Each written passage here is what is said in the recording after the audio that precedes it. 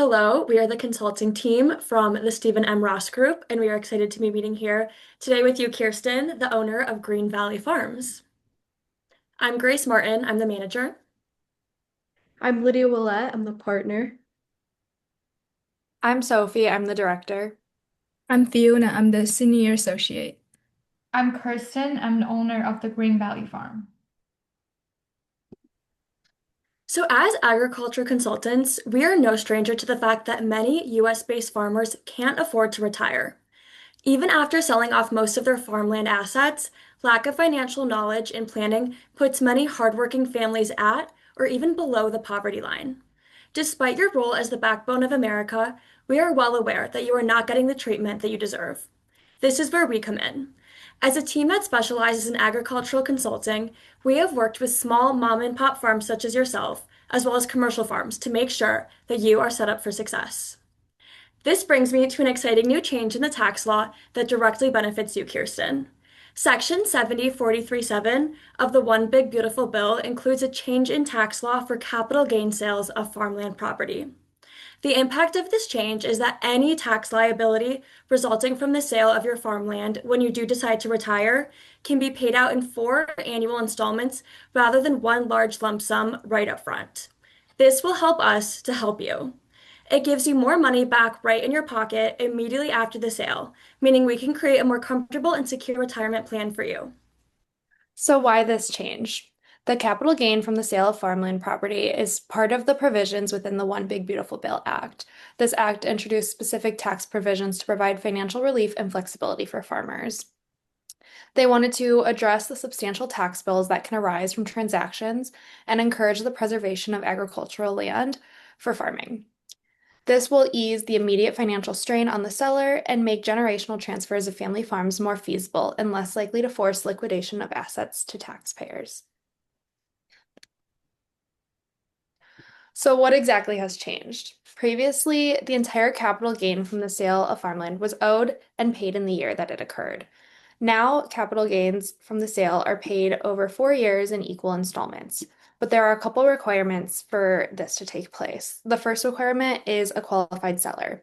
You must have owned and actively farmed the land or leased it to a qualified farmer for at least 10 of the past 10 years.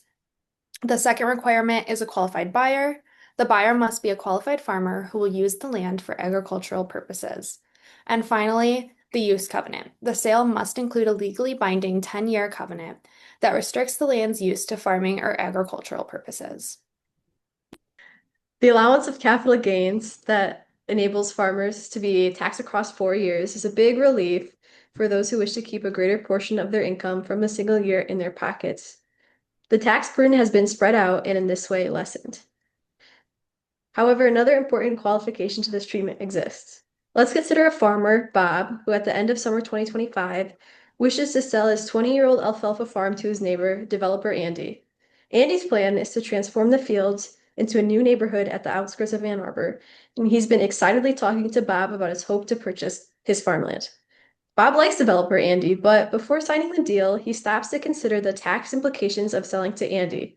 After all, his other neighbor, Farmer Sally, has approached him before about purchasing the land to combine his alfalfa plots with her acres of soybeans. And it's a good thing he took this moment to pause. The One Big Beautiful Bill Act introduced a beneficial treatment that allows farmers to split capital gains from the sale of farmland property across 4 years.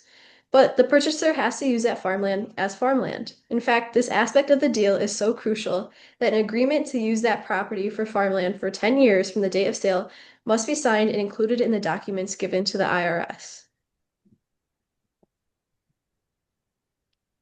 Thanks, Lydia. Kirsten, now that you've heard what the new tax rule is and why it exists, I want to take the next step and walk you through how it actually works for you. Because the tax law by itself doesn't save money, someone has to turn it into real value. That's where our service package comes in. So let's start with what matters the most. What happens when you decide to sell part of your land? Whenever you're considering selling, whether it's 40 acres or 100, we'll run a full personalized analysis. We'll look at your land's adjusted basis, fair market value, timing options, and how each choice affects the taxes you pay over the next 4 years. And because Green Valley Farms is worth over $2.1 million, a small timing difference could mean tens of thousands of dollars either saved or lost. We make sure every decision you make is strategic and profitable. Farming income is seasonal, but taxes are not. That mismatch creates a lot of stress for family farms.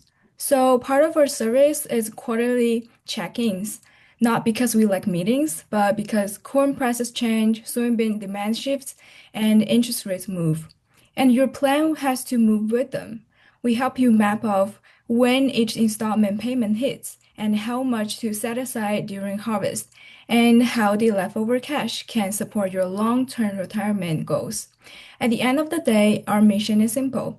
You are gonna retire comfortably without being forced to sell land just to pay taxes. Now let's talk about paperwork. The One Big Beautiful Bill Act requires election statements and farmland use covenant. But the good news is you won't be filling out government forms at midnight. We prepare every document, coordinate directly with your CPA, and make sure the election is filled correctly. No penalties, no missteps, no surprises. Just smooth compliance and peace of mind. And we're not here just for one land sale. We support your farm long term. Here's what look like. Farm succession and estate planning, sustainability and ESG reporting, especially useful if you're selling to dairies. Agricultural business consulting, so your operation grows year after year. Think of us as partners, not just tax people. Kirsten, you've spent your life building Green Valley Farms. Our job is to help you keep more of what you earned and to stand beside you as you plan the next chapter. Thank you. Thank you guys for the great presentation. I'm very interested in your firm and your services. I'm Kirsten. I'm the owner of the Green Valley Farms. My farm located in Madison, Wisconsin, and has 320 acres. Our main products are corn and wheat, and our annual revenue would be around 450K. I inherited from my father, and now me and my family are doing the daily operatings. I do have additional 3 questions for you. So someone mentioned that if I sell my piece of land in the future, I can pay my tax during a 4 year. Does it mean I reduce my total tax amount or it just spread out? Is there any interest or penalty on that? Yeah, so with the new One Big Beautiful Bill Act, you can choose to pay the capital gains tax from selling your farmland over 4 equal yearly payments instead of all at once. You don't pay any extra tax. The total tax amount is the same. It's just spread out so it doesn't crush your cash flow in year one. As of now, the law doesn't add any extra penalties or interest for using this election, so it's really just meant to give farmers some breathing room. Thank you, Grace. That helped a lot. And I remember Sophie mentioned something about qualified seller. Am I a qualified seller as a family farmer? Does it matter if the farm is under my name or the farm business name? Yeah, so to qualify, the land must have been used for farming for at least 10 years, and the buyer has to be a qualified farmer too. The land needs to stay in farming use for 10 more years after the sale. Being a family-owned farm doesn't hurt you. That's exactly who this rule was written for. The only thing we need to check is who legally owns the land, whether it's your name on the farm business, and whether that ownership means meets the history and use requirements. Thank you, Sophie. My last question would be, I already have a CPA that's all my taxes. Can that person help me to do all the service you mentioned? And also, if I choose your service, is there more paperwork for me to do? Because I don't really like paperwork.